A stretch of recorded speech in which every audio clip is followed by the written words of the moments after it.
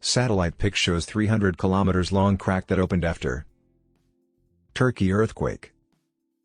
The UK's Centre for the Observation and Modelling of Earthquakes, Volcanoes and Tectonics, COMET, has shared a satellite picture showing two cracks that opened near the Turkish-Syrian border after 7.8 magnitude and 7.5 magnitude earthquakes.